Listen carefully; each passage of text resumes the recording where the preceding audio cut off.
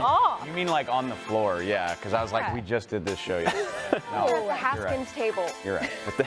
It is so good to be back. It's good to be in a game week, even though it is Monday Night Football. But golly, yesterday, Barry, you hit your podcast, and the numbers were through the roof because there was some drama yesterday. Oh, yeah, perfect timing for that play, Clowns. What time did your podcast start? 3 p.m., right at the trade deadline. Trade deadline time. Trade deadline. Let's go into this immediately. So Jamal Adams, not a Dallas Cowboy. He is a native from around here. What is poppin'? Presented by Pop Sockets. What a dramatic day it was. Oh, my God. Can you just address this whole scenario, Barry? He says, hey, I asked my GM and coach not to trade me, but apparently I'm being shopped around. But is that really what you call it? Because people are calling the Jets asking. So what do we think about this? I think I guess it's kind of a backstab situation if you ask your GM and he, but it's a business at the end of the day. So he was trying to get what he wanted for the guy, but didn't fall through. At the end of the day, all players are for sale. It's all about price. So The price to phrase it that way, but it's true. No, it is, and it is a dirty. Like he said, it's a crazy business. It is a crazy business. Yeah. I think you're very lucky if you make it through a career without being in a backstab situation like that. A lot of teams calling the Jets because their record's not good. He's a good player. I get it. And I respect the fact that he doesn't want to leave, but that's the nature of the NFL. It's a business. Here's the tweet that was going around yesterday saying that the Cowboys were somewhat interested. You mean just this tweet? Because I saw about 9,000. This is the one our producers chose, but there were a billion tweets out there. People were refreshing by the second for an hour. Stressful thing that didn't happen that I can remember in my entire life. And this is the second year that the Cowboys have done this with a top-tier safety. Last year it was Earl Thomas. This year it's Jamal Adams. And guys, I don't want to say that history is going to repeat itself, but we just saw Jamal Adams' tweets. We saw what happened with Earl Thomas and the end of the Seahawks when he's flipping the bird to Coach Carroll. Yeah. I don't know what's going to happen here, but because Jamal Adams was not demanding to leave. He was saying, guys, I wanted to be here. So let's just talk about, though, how it relates to the Cowboys. Do you think that this was ever going to happen? Do you wish it happened? What are your feelings? I absolutely think there's a pretty good chance that it would have happened. Like, it's pretty obvious from the amount of smoke that the Cowboys were interested in trading for Jamal Adams. The report came out after the fact. The Jets wanted a first and 2 twos. There were some people saying they wanted 2 first-round picks because of the Jalen Ramsey deal. Obviously, the Cowboys thought the price was too high. I could go either way. I respect that they didn't want to give up that much over 2 different drafts. It's one thing to give up 1 first like they did for Amari Cooper.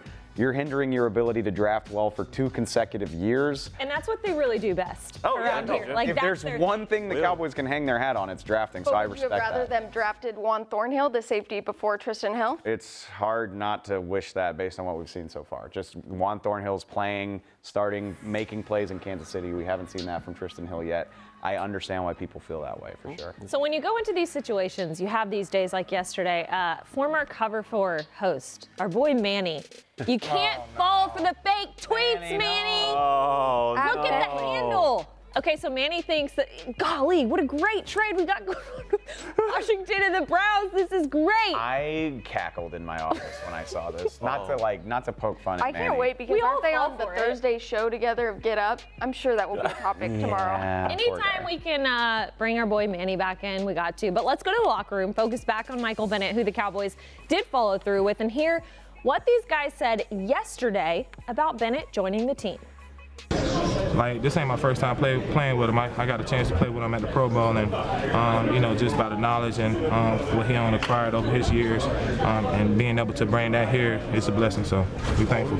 I mean, every moment, every game, every second is precious. You don't want to say we got tomorrow because tomorrow's not promised. So while you have a guy like Mike Bennett, that they're willing to trade, as you see, they didn't wait around. They took advantage of it, brought in another great piece. At the end of the day, with me and this, the organization, I'm sure I can speak for everyone. Just it's time to win. Not just regular season. You know what time it is. And then our gal Jane Slater said this about Leighton. Yeah, absolutely. I think we all noticed that all of these guys are excited that Michael Bennett is in the locker room, but Leighton Vander Esch actually bringing his energy there. He says he's radiant, so I love that about him. I don't know how he knows this after one practice, but radiant. He was obviously affected by the flames. And I like at the end, you notice it says, we love guys like that. So there's obviously a collective agreement that they all love a guy like Michael Bennett. I think this has a lot to do with the influence of Chris Richard and Rod Marinelli. I love the fact that you just brought up that he's only been here for a day, because that's what cracks me up in these situations is like all of us in the media are like, what do you think about him? Like, You weren't doing is he a hot boy? Like, what's he gonna do? And like DeMarcus Lawrence literally was like, he got here like 5 hours ago. Well, let me tell you why I said the Rod Marinelli and Chris Richard thing. I say that because they're in these team meetings. They all came in yesterday. They obviously had a big team meeting yesterday. I'm sure that it was discussion about him being on the field, him being out there. They're influencing the way they view this guy, which they should. As coaches, you're supposed to help your team. Barry, I want to ask you, like, as a player, we obviously know he's had some talent in this league for sure, but knowing there is some maybe spice that comes with him, how do you view this, knowing a guy like that's coming into your locker room? Well, you can view it two different ways. Either he can bring the juice to the team, and you're just like, oh, I can't wait to get on the field with this guy. He brings so much energy to us. Or it can work the opposite way, where he's kind of just like, man, he's kind of just bringing us down. Man, we had a nice chemistry going here, but now this guy's here and he's messing everything up. But I don't see that with Bennett. I mean, I see him as a juice guy. Like all the players said, they already love him, and he's been here for 5 minutes. So I think he's just going to bring a juice and an added just pressure to this defense that is much needed. If you go back to Bennett's time in Seattle, like that was a defense full of alpha dogs that wanted to compete and wanted to win. That meshes really well with Marinelli's defense. Chris Richard, Taylor, to your point.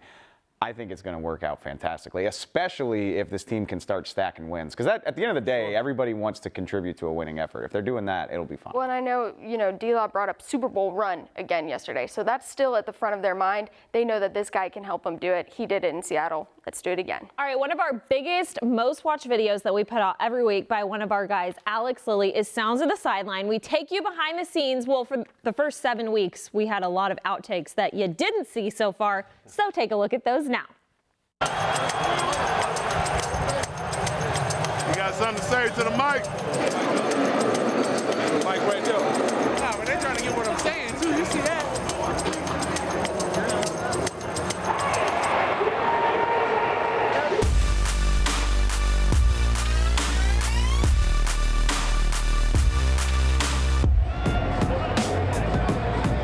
It's just a mic. On the camera right now.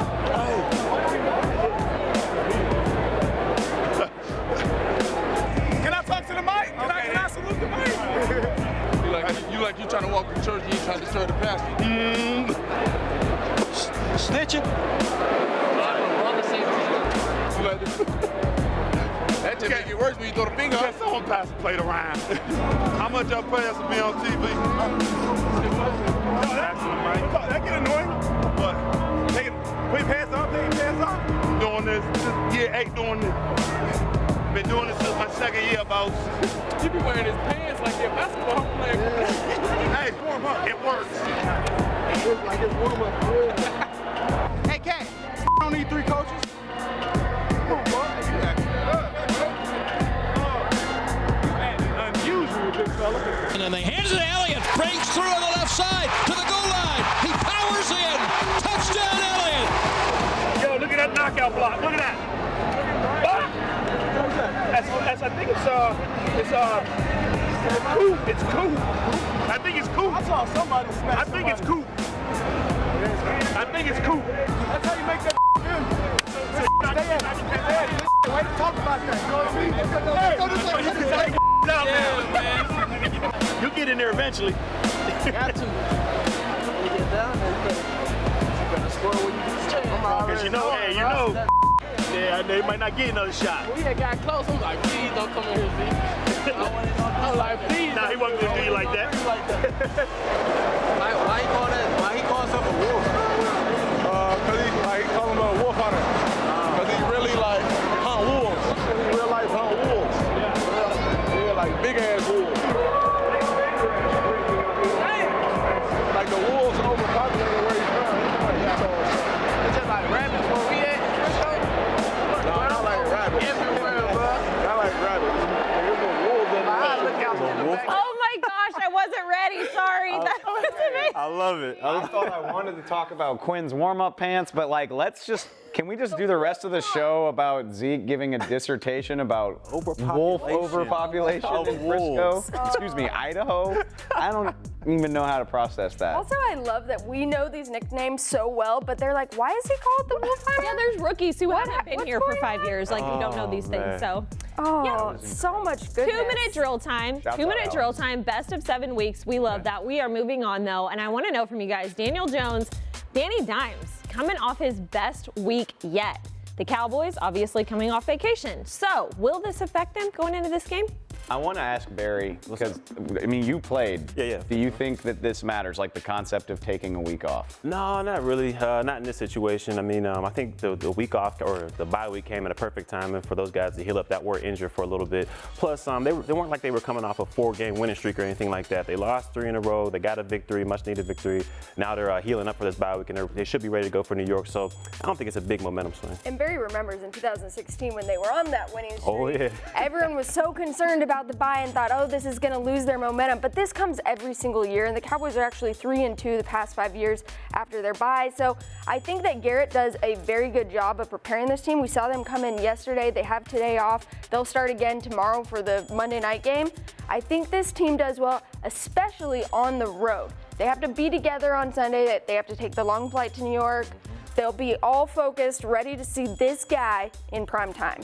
Who DeMarcus Lawrence yesterday called a little Manning. I mean, He called him a little Manning. This is real.